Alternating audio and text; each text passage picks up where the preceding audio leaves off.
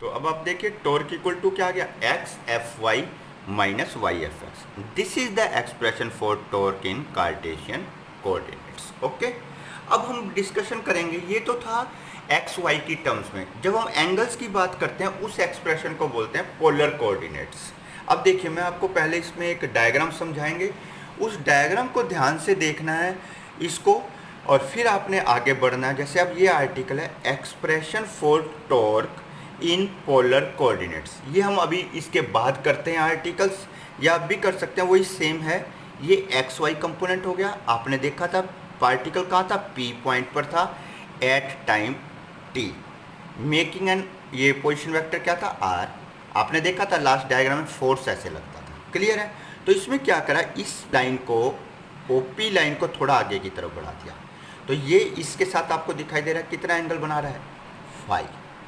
इस लाइन को एफ वाली जो लाइन ऑफ एक्शन है इसको पीछे की तरफ बढ़ा दीजिए एक्स एक्सिस की तरफ, तो ये कितना एंगल बना रहा है, अल्फा।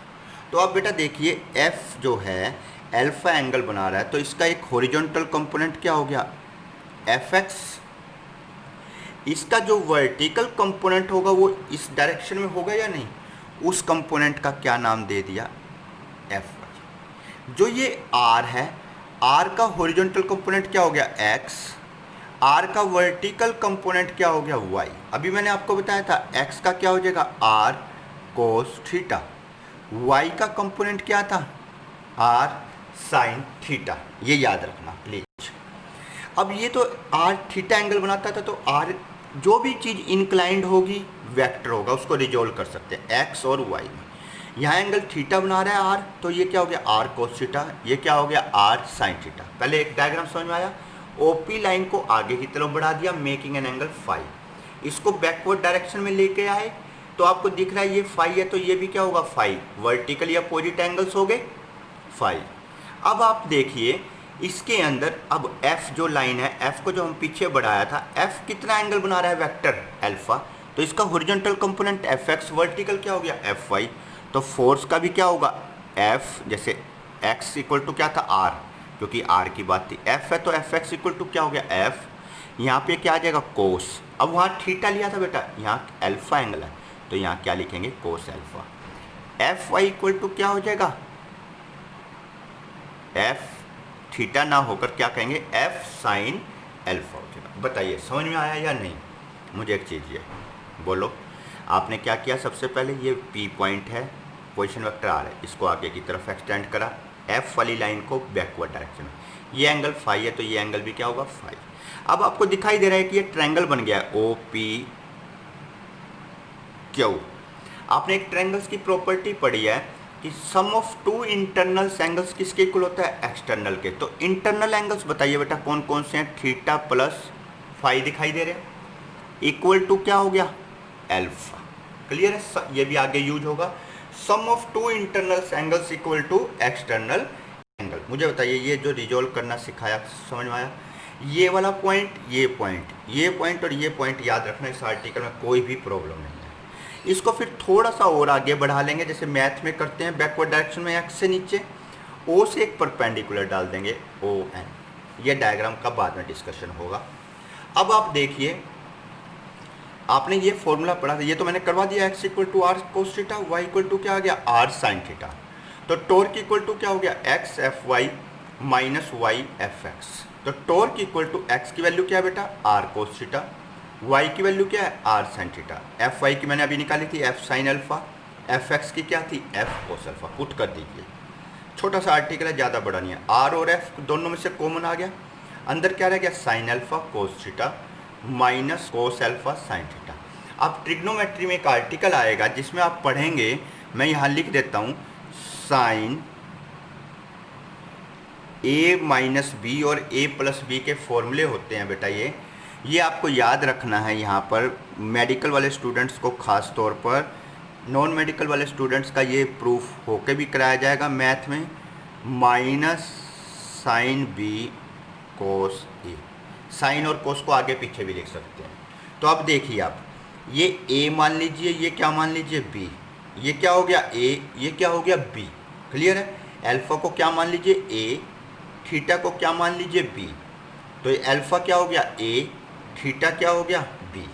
अब देखिए साइन ए प्लस ए माइनस बी का फॉर्मूला बन गया, तो यहाँ माइनस है, यहाँ भी माइनस है, तो इसको आप ऐसे लिख सकते हैं, torque equal to R F sine alpha minus theta, alpha minus theta. Clear हो गया, यानी sine A minus B, sine A minus B का फॉर्मूला बना दिया। अभी मैंने आपको बताया था external angle alpha equal to क्या होगा, sum of two internal angles theta plus phi.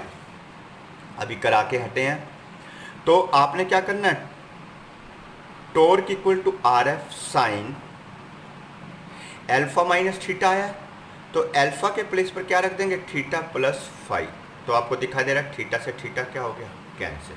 तो टॉर्क इक्वल टू क्या आ गया, formula R F sine phi. ये एंगल की टर्म्स में आया, इसलिए इसको क्या बोलते हैं, polar coordinate. This expression gives torque in polar coordinates. Okay, अब हमने बताया था टॉर्क का फॉर्मूला होता है फोर्स मल्टीप्लाई बाय वो आर। आर क्या होता है बेटा, परपेंडिकुलर डिस्टेंस।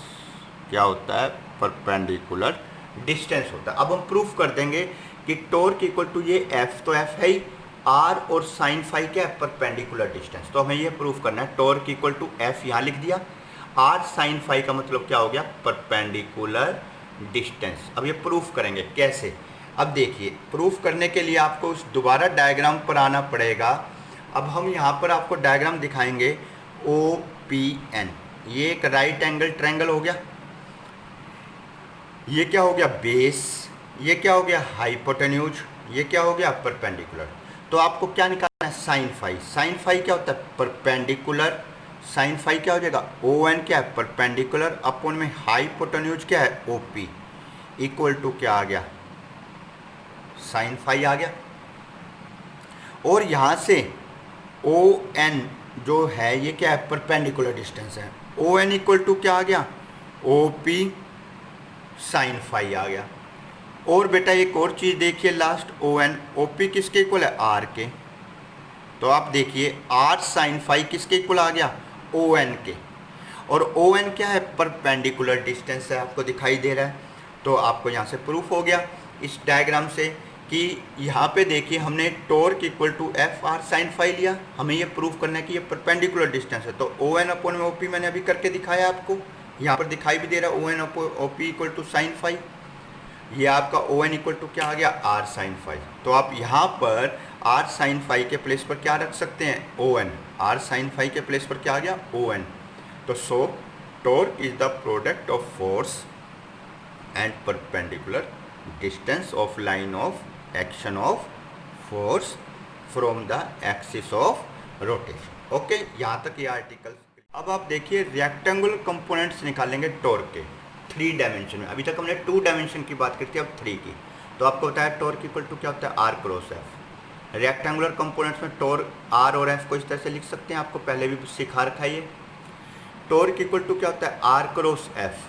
आप इनकी वैल्यू पुट करके डायरेक्ट भी मल्टीप्लाई कर सकते हैं, या आप इसको ऐसे लिख सकते हैं, ये 2 कोऑर्डिनेट्स हैं आर एफ, आई जे के ऊपर लिख लिया, एक्स वाई जेड, आर पहले है तो आर वाला कंपोनेंट पहले ले लिया, X Y Z, F X F Y F Z. ये आप मैथ में भी करते थे लीनियर इक्वेशंस में 10th के अंदर क्रॉस प्रोडक्ट में। तो अब आपको ये प्रोडक्ट करनी आती है, इसको ढक लेते हैं, आई ये इसके साथ मल्टीप्लाई, ये इसके साथ, इस तरीके से आप करते थे